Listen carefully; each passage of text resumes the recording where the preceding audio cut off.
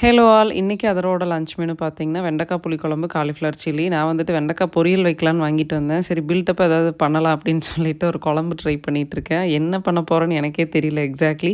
நான் வந்து ரொம்ப ரிஸ்க் எடுக்காமல் சிம்பிளாக குயிக்காக அதே மாதிரி புளிக்குழம்பு மாதிரியே வந்துடணும் அப்படின்னு ஏதோ ட்ரை பண்ணிகிட்ருக்கேன்.